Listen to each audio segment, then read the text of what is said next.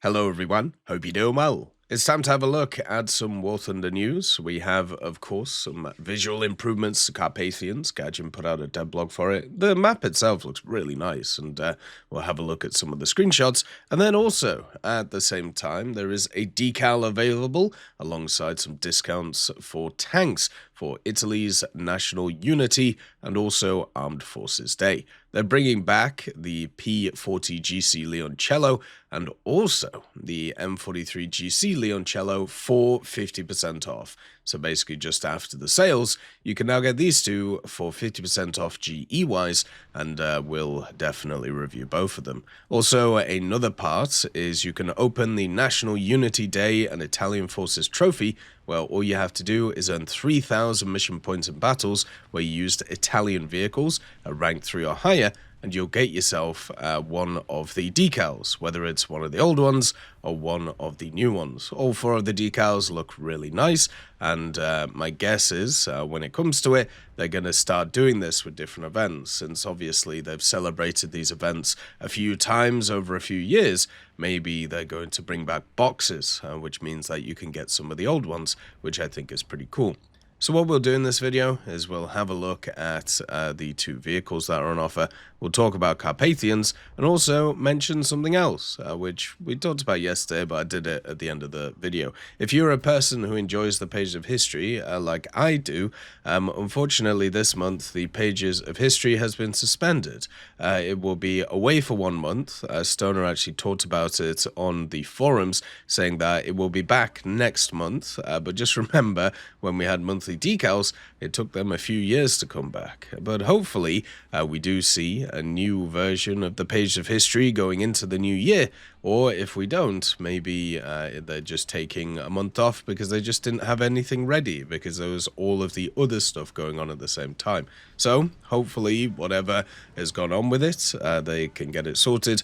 And as always, if you enjoy the content, make sure to subscribe and also like the video. Let's get into the reviews. So the first vehicle that is on offer is the P40 G.C Leoncello. This is one of the first vehicles that ever came out for Italy when it comes to its ground forces. The G.C Leoncello is pretty simple. It's a complete copy of the standard P40 in the tech tree. There's no real difference between them. It's basically just the same thing. The only difference is just the camos and the premium bonuses, and that's pretty much it. So for me, if you're looking for something to kind of like add to the lineup and add to the area, I suppose it might be worth going for. But apart from that, you know, you're getting a very similar experience at rank 2.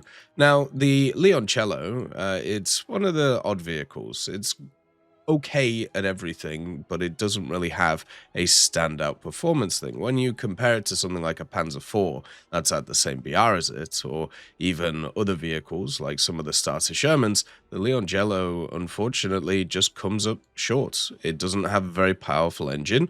Italy really struggled to develop good engines for their tanks, and this one, being one of the later vehicles in the Second World War for Italy, really shows that. It also has a pretty poor transmission, meaning you can't really go backwards. The gun itself is generally okay, but it's once again has problems, because it relies on a heat shell for penetration, and that heat shell only pens 100mm. And the other gun that you have, the the other shell you have, the APC-BC, only pens 179. So if you compare this to, I don't know, let's say just a standard 3.3 from the Germans, like the Panzer IV F2, this has a APC-BC which pens 137mm and goes through pretty much everything with a lot of explosive filler. So the Leoncello really is not good in terms of that either. Now, the area where it shines, technically, is its armor. But its armor is only 50mm. Like, it's nothing really to write home about. You have a spot here, which is a little bit more. But if we remember the Panzer IV's penetration, it's still only like 70, 80mm of effective armor. Stuff can just go straight through it. So it really doesn't have that many advantages over any of its competition, which is why it's a little bit weird in terms of actually picking up. So for me, unless you're looking at it from a historical point of view, in terms of the game, and also just in terms of what's available, there's not really much point in picking this thing up. It's also a rank 2, so you can only do your first daily of the day, and also that's it. You'd have to bring in a rank 3 to be able to bring it up in BR, and you'd have to bring in a plane like the RE 2001 here to be able to do that, and it's not always easy to do. So would I recommend this one? No, there are much better premiums that are on offer, and Gaijin realized this because they started adding them in and people started buying them. The Sherman 1 Composito, for example, and then also the Panzer 4G. Both of these are just so much better than the unfortunate Leoncello. The next vehicle is the M43 G.C Leoncello, so this is kind of just the SPH version. It has an even weaker engine, the 185 horsepower, and this has always been one of the problems with the SPGs that Italy has. This is another one where if you have a look at the tech tree, you have very similar vehicles, right? So this one has the 105 Canon Ansaldo 105, but if you have a look at this, this one has the 75, but this one also has the 105 right here, 3.0. But there is a difference between them. So with the GC Leoncello, it's at rank 2, right? And the P40 is at rank 2. Well, guess what? This GC Leoncello, the 105mm premium, is rank 3. So it's actually better than its standard tech tree counterpart, which is sat at rank 2. This is for dailies, this is for specials, this is for all of these things. So the GC Leoncello is at least, it has something which makes it a little bit better than its standard tech tree counterpart. Now, does that mean it's worth it? No, not at all. It doesn't have any armor. It has this 70mm block, which once again, at 3.0, there are vehicles that it can stop, but not many. And then also it has really no armor on the sides. The transmission is just no good once again. And since this is a 105mm, you'd think, oh, you're going to get way more penetration, right? No, you're not. This is a 120mm penetrating round. And then also this is a 90mm penetrating round. So nothing too crazy to actually write home about. It also gets out reloaded basically by everything because it's a 105 and is another one of those SPGs which should get a reload buff because it's pretty much useless. All of these Italian vehicles in this area are bad. The M41s, the M42s are generally just terrible. They all have gone down in BR many, many times because they just do not have good mobility. They generally don't have great guns and overall just don't really feel too well. And the GC Leoncello is exactly the same. It's just in a bad place, especially once again when you have a look at the other options. When you have the Zerini 1, when you have the Breda, then you also have stuff like the Stug, the 9053. All of these vehicles are rank 3. Even the other Breda over here, the 501. These are much better than the GC Leoncello. They're just all much better, which is why this thing just isn't in a fantastic place. Once again, if you are interested, I suppose, in the history of the Italian tech tree, sure. You know, it was one of the early vehicles. As I said, it was way high in BR compared to what it is now because they massively overthought that this gun was just going to be amazing. It just turns out it wasn't. So now it's just in a bit of a dingy place. So is it worth it? No, it isn't.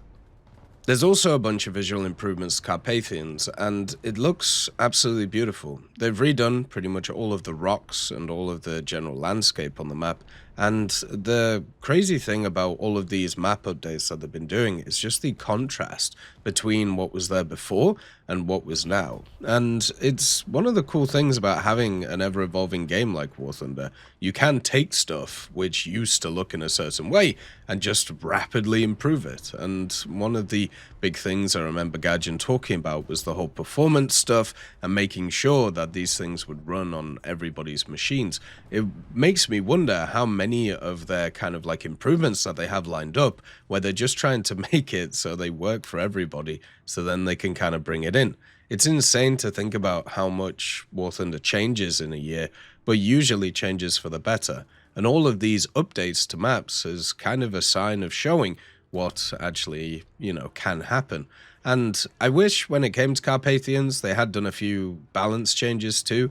I don't know how much they could have done, but basically the castle is just really, really oppressive on the map itself. It can overlook the whole map, you can spawn camp from it, there's really no reason to go anywhere else when it comes to it. So for me, it would have been nice if they'd done some balance changes on it and have a bit of fun, but I really do like the fact that they're just improving the maps graphically, just like how they're improving the vehicles graphically, and also all of the animations and all of the sounds and everything.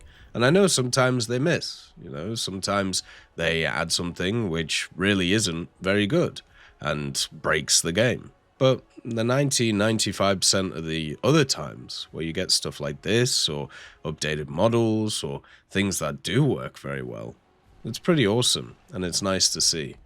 I always worry about getting stuck in the miasma of the negative side of things, because whenever I look at a lot of community areas of War Thunder, it is quite negative, and I always have to remind myself is generally when people are happy, they don't really just sit there and go, yep, I'm happy, and they don't really tell the world. Instead, what they do is they just enjoy what's there. They don't have to tell people about it. And the fact that War Thunder has a very healthy player base, the fact that when it comes to War Thunder, everything seems to be chugging along pretty well, and this new update's looking pretty good, it just makes me happy, and it makes me look forward to the next year to see what Gaijin's gonna do. As always, I hope you have a wonderful day, and I'll see you next time. I'd just like to thank GMG Smiley, CD Beans, Chieftain Mike, EMN3 Galaxy, Tulio Pontecorvo, Brendan Quinn, Carrion Crow, Gus Irenicus, Pyman, Wartinder, Teddy, Daniel Stanton, Martinez, B. Young, Ozzy Panzer, Alan Hacker, Liam Shear, Opium Prime, Lafouche, Sem, Aslan, Uncle Bean, and Derek R. for supporting the channel.